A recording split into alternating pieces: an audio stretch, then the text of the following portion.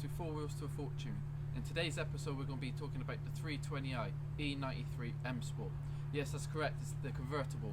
My first time buying one and I'm going to show you around it, but please be warned, it's a bit difficult because the car don't move, so it's going to be stuck against the wall, but we will show you what we can and then we'll go from there.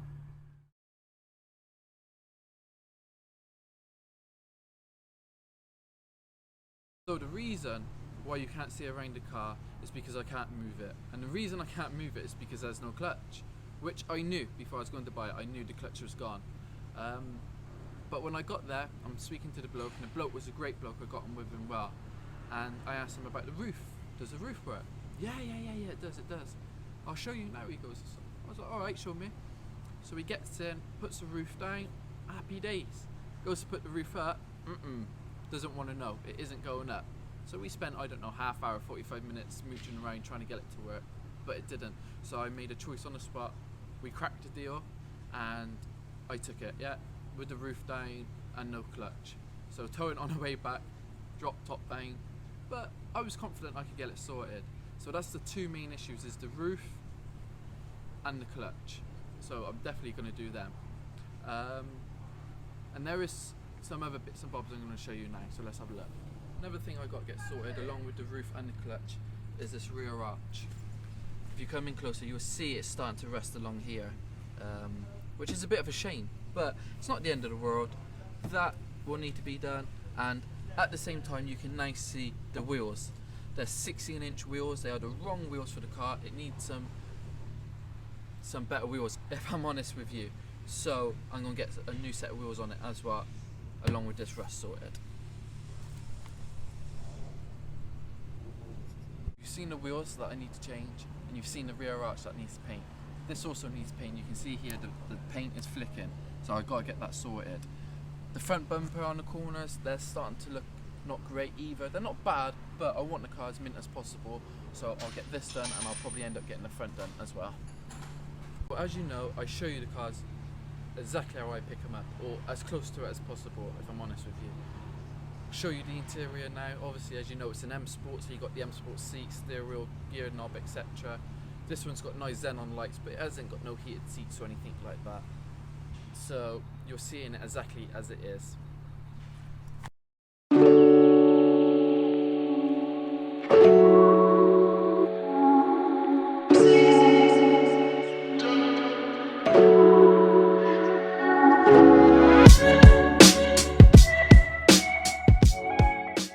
Seen the car and you've seen it inside it as well. I've told you the issues. There's the clutch that needs to be sorted, the roof that needs to be sorted. It will be serviced as well, as per usual. Nice set of wheels. And the last thing I forgot to say as well is it needs an MOT. It was stood up for about 6 months prior to me buying it because of the clutch. And with it being stood up for 6 months, in my head I'm thinking maybe the pump has seized or got stuck or something like that. I'm not 100% sure, but I will look into it and I will get the roof working. It can't be nothing major because it went down, and it went down pretty quick as well, so I'll look into that. So that's the service. I need the paint doing as well, don't I? The rear arch, the rear bumper, a little bit on the front bumper as well, some wheels. Yeah, the list is quite big, but I just want to let you guys know, is when I got there and I spoke to the bloke, and like I said, the bloke was a great guy, really nice bloke. He knocked off 40% of the original price I went down there for the roof. So I couldn't say no, honestly I really couldn't. The engine runs nice. I looked underneath the car, literally just on my hands and knees looked underneath, and it's had a new rear diff, and I know these suffer with rear diffs, so that was another little plus sign. So I did buy it. It comes with pretty much full service history.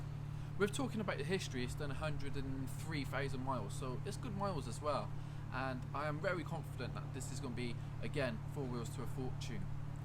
See you again soon.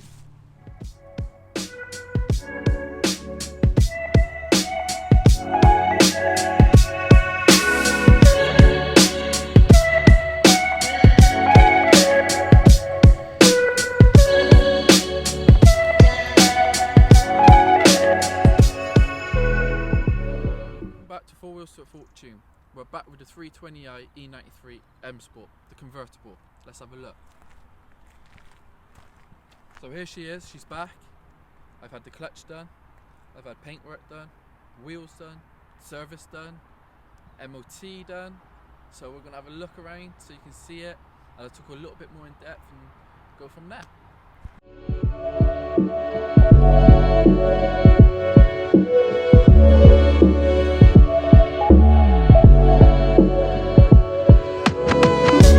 So if you remember, it had them horrid 16-inch wheels, and it made the car look from, I don't know, a 320 IM Sport to maybe a 318 SC.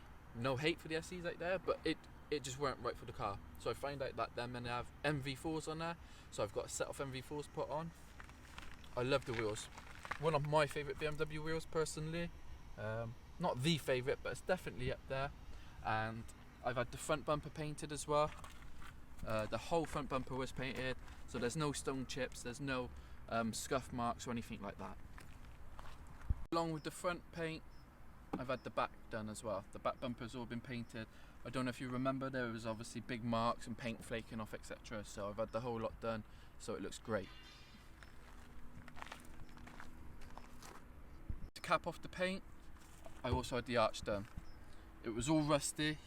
It wasn't the worst, but I've never really seen these E90 1s, 2s and 3s and get rusty, so it was a bit of a shock to me. So I've definitely had that treated and sorted, so there's no worries there now.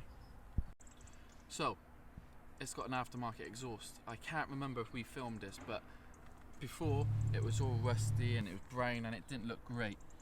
Now I've tried my best. I've had them cleaned up and shiny. For it is what it is. I like it. It's better than just a one exhaust tip, I think, and plus it's debadged, so people don't know if it's a 325 or 330 unless you're very good with sound. Off like hearing the engine, you wouldn't know. So it's quite good. I like it, and I think it looks smart. So along with obviously the paint that was needed and the wheels that was 100% needed, there was one other big issue. The clutch was gone completely. So I took it into the garage, 3-piece clutch straight in, drives really good now. I'm very happy with that. I was a little bit worried because obviously you can't drive the car at all because the clutch was absolutely gone. It wouldn't pick up no gears or anything. And with that, I know that these suffer with rear diffs really bad. So at the time I didn't really think to check it, which was my fault. I should have definitely looked underneath the back and checked it, but I didn't. So when I got back, I was like a bit wary, but the clutch was in, and the mechanic also showed me that it's had a new diff put in, so that's 2 boxes ticked down. Well chuffed with that. Driving it sounds sweet, sounds great, picks up the gears fine, so there's no problem there. So of course, with it being a convertible, we got to do a shot of the drop top, aren't we? So stay patient, and I'm going to show you right now the top dropping down and then coming back up, okay?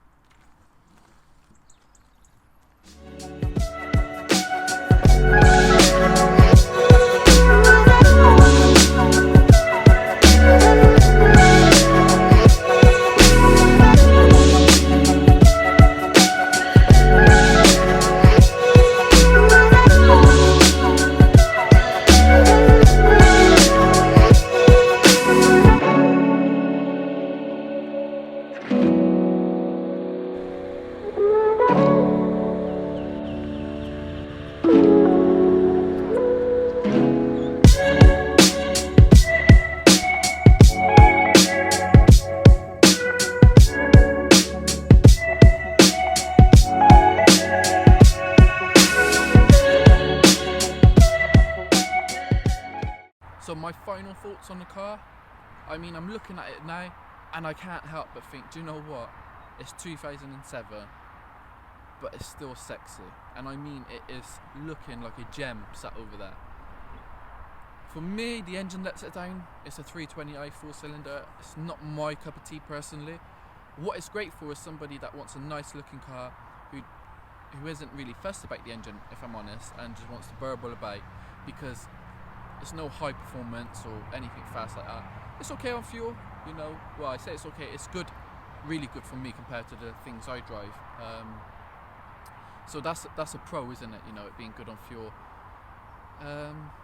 But I don't know, if it was going to be my personal car, I'd have to have a 6-cylinder in it, either petrol or diesel. I'm not not too fussed if I'm honest with you, but the look of the car, it is a killer look. It is absolutely gorgeous. The design, the angles, I love the wheels on it now. It's beautiful. So what I'm going to do is I'm going to do a little drive in it. I'm going to show you guys and probably just give you like some live thoughts off the top of my head whilst I'm driving it. Again, like I said, it's not a race car or anything like that. It isn't ever going to be, so there's no point trying to make it something it isn't. But man, the hard top, so you know, if it's cold you can still have it up, it isn't no problem. You know, sun, you just drop it down, it don't take long, it probably takes like 15 seconds to drop it down. And it's the best of both, isn't it, with a hard top. Definitely if I have a convertible, it would 100% be a hard top. So I'm going to go for a drive and you lot are going to join me.